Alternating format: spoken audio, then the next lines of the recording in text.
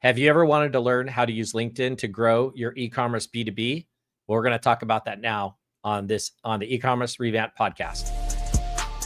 Welcome to E-commerce Revamped, where we break down the hottest trends, insider tips, and strategies shaping the future of e-commerce. Powered by Miva, the engine behind seamless online stores. Now here's your host, Rob Stanley. Welcome to another great episode of E-commerce Revamped. We're going to be talking about using LinkedIn to unlock B2B e-commerce growth, which is a huge area. A lot of people are not taking advantage of LinkedIn as much as they should. And I got a special guest today. This is actually my manager who I report to and the CRO of Miva, MJ. Let's bring MJ into the studio. Hey, MJ. Rob, how's it going? Great. Doing great. Great to have you on. So a lot of people don't understand, MJ has been very, very strategic and learned a lot about LinkedIn and how to use it for growth, and especially B2B e-commerce. We're going to talk about that right now. And I've learned a ton, and I've been on LinkedIn for quite a while. But MJ, let's kick this off with why is LinkedIn critical for B2B e-commerce? And, what should people be doing or looking for? So when you think about B2B, one of the most important aspects that you should be thinking about a B2B brand, this could be a SaaS, or you could be selling a product to B2B. Your main objective is to educate. And educate, presumably, if you are a business that's doing well, you are solving a pain point, you are solving a problem that some people have. And everybody is on LinkedIn today looking for a solution to their problem professionally. That's why people are showing up. That's what they're looking into the feed for. And so there's no better platform out there than LinkedIn to help people with their professional problems, right? Because when you look at TikTok and Instagram and Facebook and some of these other social channels, those are really geared toward D2C style brands, low ticket price, impulse buys, the candles, the clothing, etc. That works really well on those platforms because people are there to be entertained primarily. When you're on LinkedIn, you are there to be educated primarily, and you're looking to solve your problems. You might be looking for a job, or you may be looking to solve one of your professional problems. So B2B brands that show up on LinkedIn with a goal of educating, there's an audience that's waiting to figure out what a solution is to their problem. So that's why I believe so much in LinkedIn.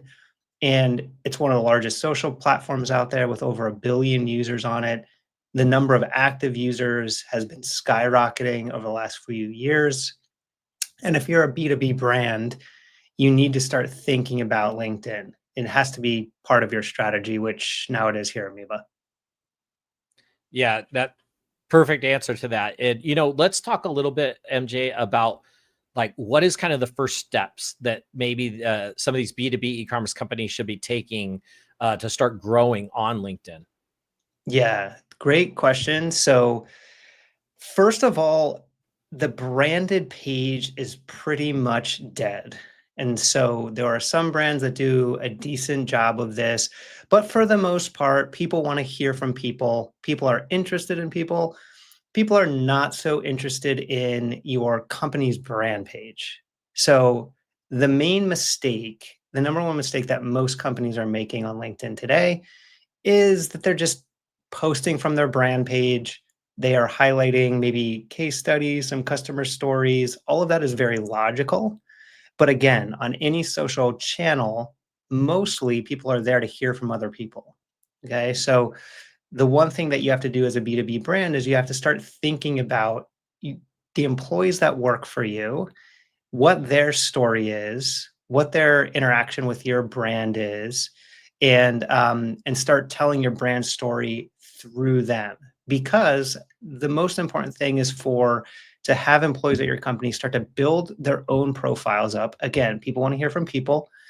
And once they start building up their profile, once they start building up their audience, once they start building up their reach, they can act as a channel and experts that know a lot about your brand. So the first thing to start thinking about as a brand is, how do you go beyond just your company page? So I see a lot of brands struggling with that today. They're usually just, they'll post the standard, company messaging. They'll ask employees to repost. Reposts don't work on LinkedIn. They never work. So when you repost something, the only thing it does is it gets some juice to the creator of that post, but nobody's going to see it. Nobody's going to see your repost. They don't go anywhere. Even for creators with big audiences, they don't go anywhere. So that's pretty much a failed and dead strategy of posting and then having everybody at the company repost. No one's really going to see it.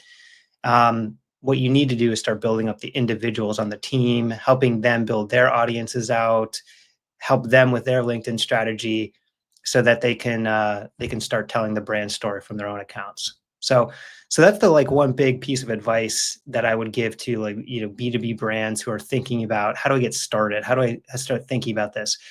It's forget about your brand page for a second, start thinking about the individuals in your company and how they can tell your story.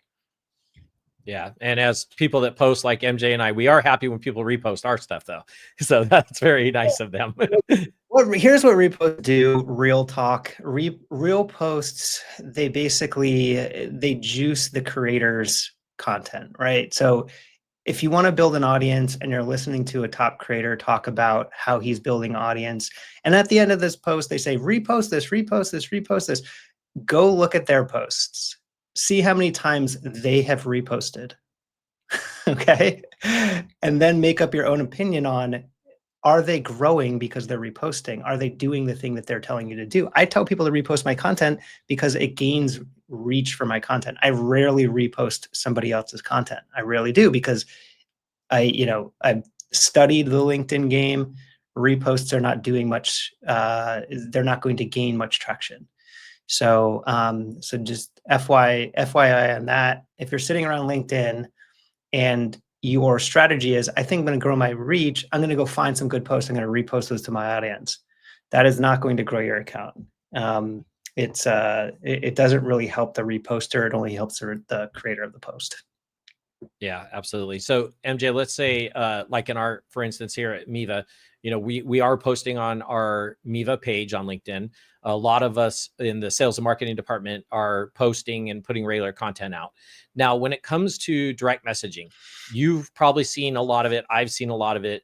Tell us a little bit of what have you seen work and what hasn't worked when it comes direct messaging to try to get these potential clients, and help us out here with a little bit of that.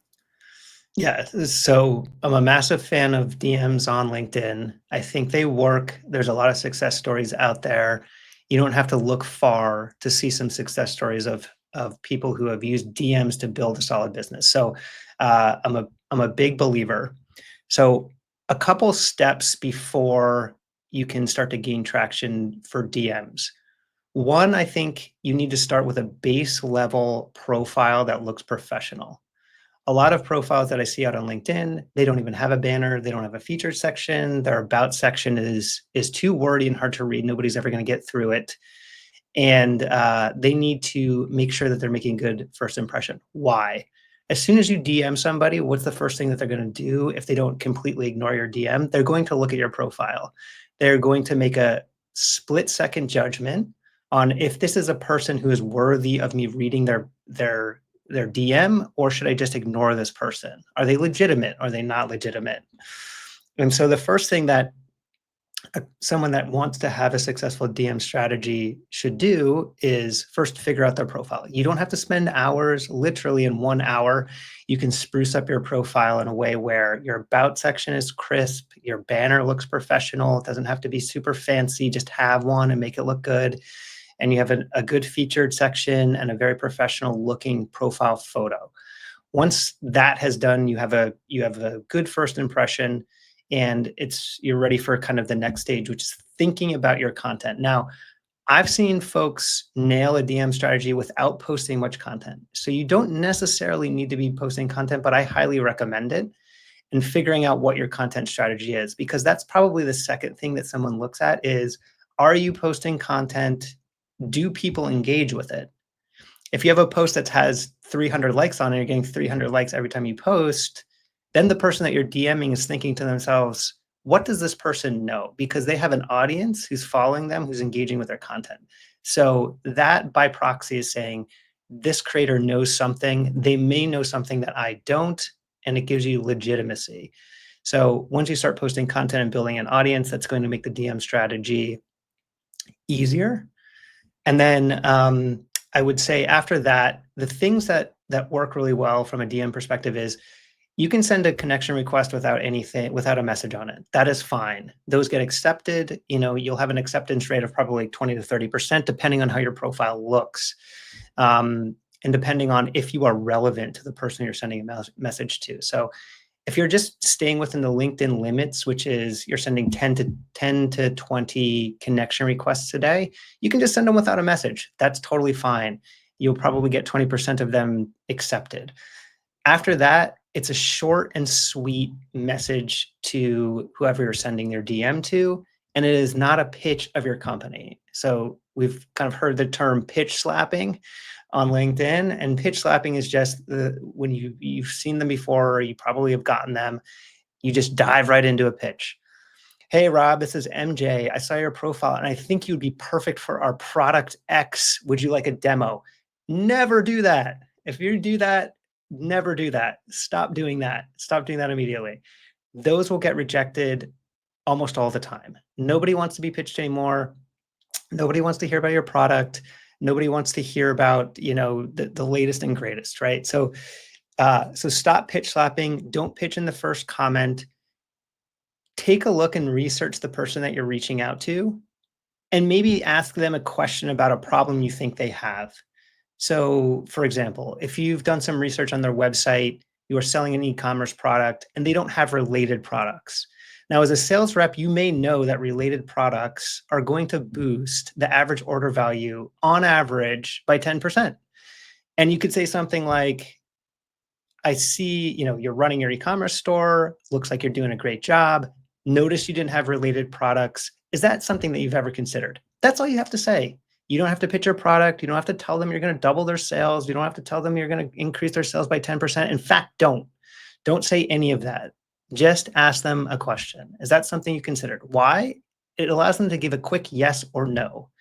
And you may have responded to cold DMs before. Usually when you do, it's a question that you just need to answer.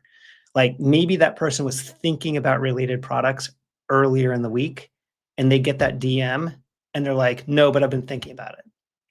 That is what's going to get a conversation started. And then you can start talking to them about what their objectives are. Oh, that's really interesting. Yeah, that's one thing to consider. What else are you considering? What are your goals for e-commerce this year? Do you feel like you're hitting those goals? What's your goal? Are you looking to grow your career? What skills are you looking to learn? Get to know the person.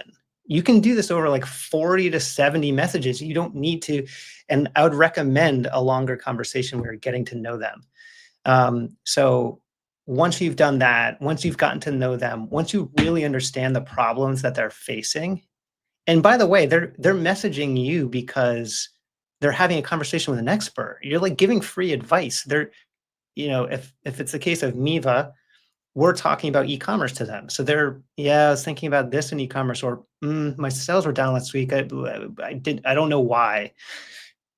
We could look at their site and say, it might be this. They're getting free advice. You're giving value as a sales rep first before you're asking for anybody. So it's like, there's people have said this 1,000 times. Gary Vee says, jab, jab, jab, right hook. Everybody says, give value first. It's very common knowledge that successful sales reps are giving a lot before they're asking for anything. So no pitch slapping, give advice if you can, get to know their problem. And then maybe after 20 exchanges back and forth, you invite them to a webinar that you have. Here's a webinar where we're talking about some of the problems that you're looking to solve. Here's a case study that we just created. It looks like this is a company that looks very similar to yours. It's similar problems. Here are the results that we were able to deliver for them. Is this worth having a conversation about? Once you feel like you've sufficiently delivered value, ask for that conversation. Usually this is the way to create a winning strategy. It requires a lot of conversations. It requires some organizational management because you're gonna have to manage multiple conversations that are all going on at once. But once you get good at that, you can have a successful DN strategy and actually generate leads from it. So, so that'd be my my main advice. Get your profile Absolutely. clean, start creating some content, and then think about the value you could add once you've done a little research around who you're talking to. Add that value, and then finally, as a fourth step, make that ask.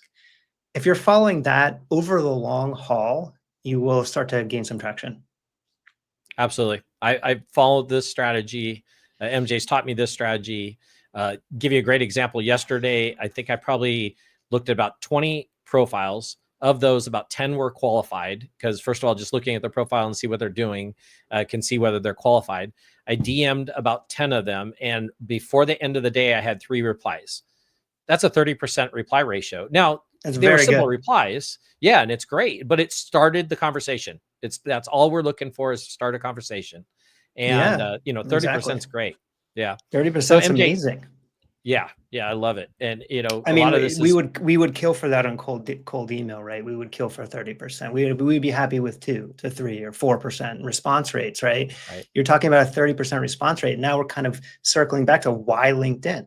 It's like, well, it has more credit. It's coming from a person. You can look at their profile. It has more credibility than a cold email. It comes off better. That this is where the opportunity is, and that was a good example. It's the 30% reply rate on messages is amazing, and you can get that on LinkedIn today. Yeah, absolutely. Listen, we're going to take a quick commercial break. When we come back, though, I want to talk to MJ about content. What kind of content is working and what is not working when you're posting content on LinkedIn right after this. Need an e-commerce platform that's as ambitious as you are? Miva empowers your business with seamless design, top-tier features, and the flexibility to scale. For serious growth and a better online experience, it's got to be Miva. Visit miva.com/podcast and start building success today. So head on over to miva.com/podcast, our resource page. You got previous episodes you can take a look at. So I've got MJ on, and we're talking about Unlock LinkedIn for B2B e-commerce growth. And right before the break, I was asking MJ, or we were going to ask MJ, about what kind of content have you seen that's working, and which is the best content to be posting on LinkedIn? This is a moving target. So I'll preface it by saying that the algorithm changes often, and so people will debate. But I would say I post every day on LinkedIn. I've posted over 400 times, and I watch what performs well, what doesn't perform well. I also study other creators on LinkedIn and try to understand what they're doing that is working. The first thing that I'll say is building audience and building reach. LinkedIn does reward content that has good dwell time. So dwell time is the amount of time that you're actually spending on the post. So it's one thing to scroll through your feed and then stop at a post, like it, and move on. It's another thing to scroll through your feed, stop on a post, like it, and then read it for 3 minutes. When you're doing that, LinkedIn is starting to say, this content is valuable. This content is something people actually need because they're reading it. And I am going to open up the reach for this particular piece of content. That's how the LinkedIn algorithm works. So the 2 best types of content, so I'll start with 2, but 3, and they're all kind of in the same family, but they promote dwell time and they deliver a lot of value, and you can educate with them. Is number 1, the carousel post. The carousel post is a PDF that you can scroll through. You've seen these on LinkedIn. They're obviously huge on platforms like Instagram, where you can scroll through the photos. But here, what you can do is you can upload a PDF. So you could actually have, really good content that's formatted in a vertical style, which is good because 88% of LinkedIn readers are reading on mobile. So it's in a vertical format, and you can provide, I think the range that has the highest performance around 6 to 12 slides or something like that. This number has changed, but it's around in that neighborhood. And so you can provide a really deep overview on a particular topic that someone can kind of flip through with their finger on their phone. So that promotes dwell time. The second would be the infographic. The infographic, you've seen them. They're just It's just one slide or one, basically vertical format post. And it's an image post, but people use it to put up an infographic. So the infographic could be like a step-by-step walkthrough. It could be 10 ways to do this. Again, the principle that's at play here is, again, dwell time. So even though the language or the text on the page or the font might be small, it encourages someone to kind of like lean in, open it up, look at it, maybe zoom in. And all of that means that they're spending more time on the post. So out of like text posts, it's the carousel is number one, carousel is king. Infographic is second, and infographic is queen. Selfies work for some people. So it all depends. Some creators are focused on their personality and their personal brand. So that works for some people. You have to be comfortable with it. And if you're posting selfies, I would say the thing that's most important is, don't post them every day. I think you're going to overwhelm your audience, and it's not Instagram. So I don't think people are there for that, but they do want to understand your personal side. So I think there's some value to them, but you also have to focus on what is the relevance in the post. If you're just posting a selfie like, hey, I went on this great vacation, that's not going to do well on LinkedIn. If you are posting a selfie about, you had a failure, and that failure led to a learning, and that learning led to some success, and now you're posting a photo of you, maybe you're posting a before and after, like, here's kind of like here's kind of how I felt and what I looked like when I was failing. Here's how I am today when I just succeeded. That transformation plus the selfie plus the personal story, all of those things working together will probably actually work, because people are interested in people. Like I said earlier, they see your backstory and your background, and it is related to business or business success story or transition or transformation. So that type of selfie could work. I think the ones where it's just like, you're posting your vacation photo will not work. So it's important to understand the distinction. And then lastly, videos have gained traction on LinkedIn. They have started to promote more videos. And over the last year, the amount of reach that you'll get for posting a video has gone up. So that's like those are not going to grow your audience fast. I've seen creators that only post videos, and they post very good ones. So they're posting like professional videos, good script, good lighting, looks great. And they are gaining traction, but their audience is growing slower than other creators that are really nailing the carousel and infographic and maybe, selfie style posts. So my advice would be mix them in, and this is kind of tough because you have to learn different formats. Each format has its own nuance to it. The carousel, the infographic, the selfie post, and a video, they're all their own thing.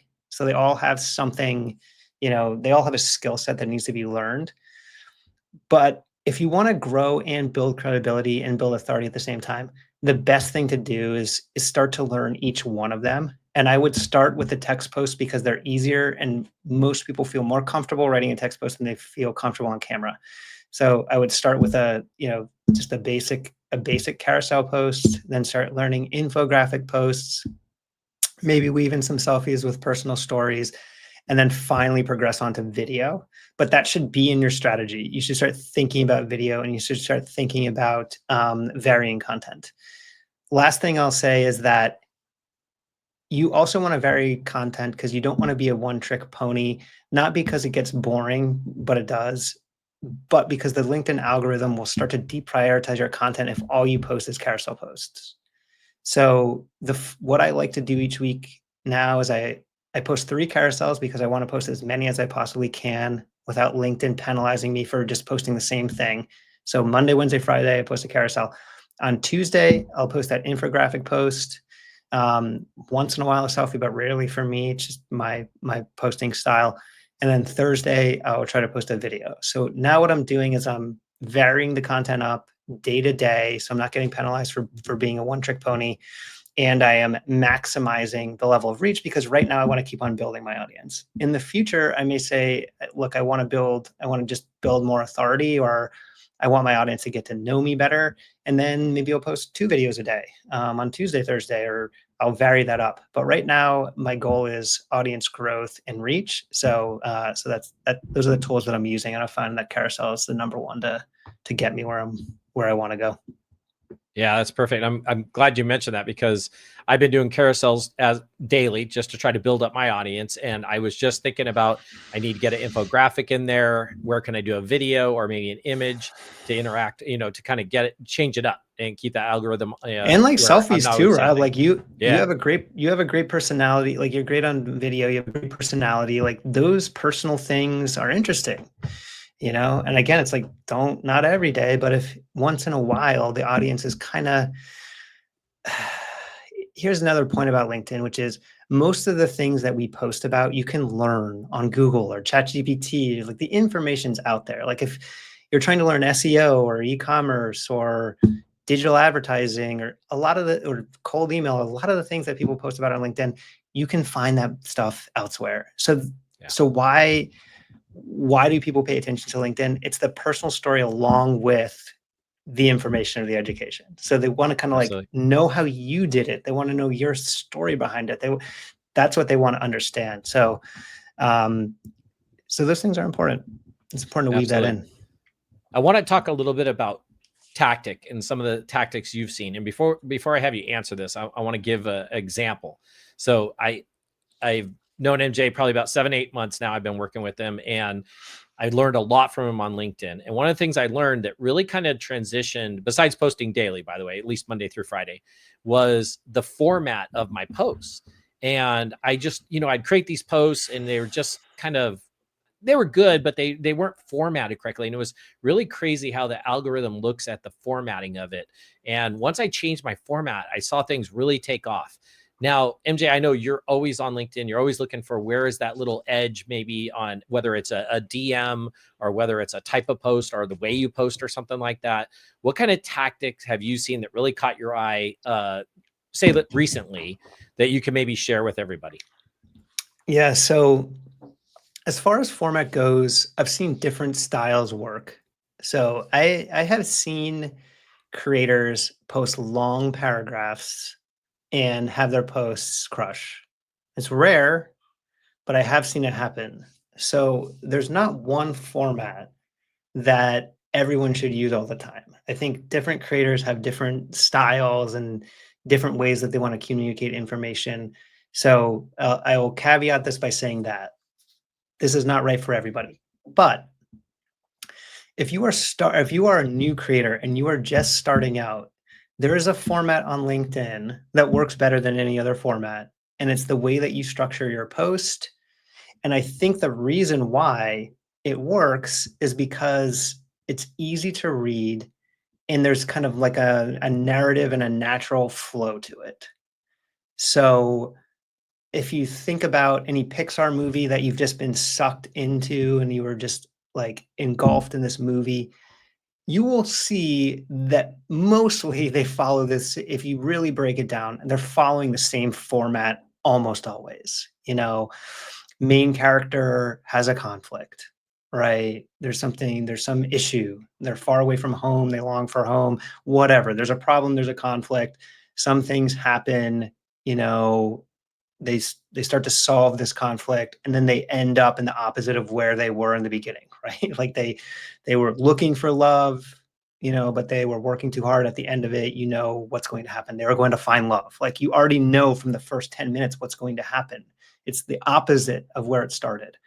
And so LinkedIn similarly has a format which works a majority of the time.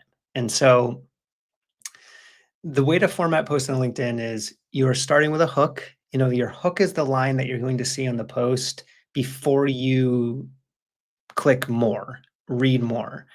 And so most posts are truncated in the feed. The reader's only seeing the hook. The hook is extremely important because if it is not interesting, no one is going to click more. No one's going to read your post. You're not going to get the dwell time. And the post is basically going to die in the vine. So your hook is really important. The second line is a rehook.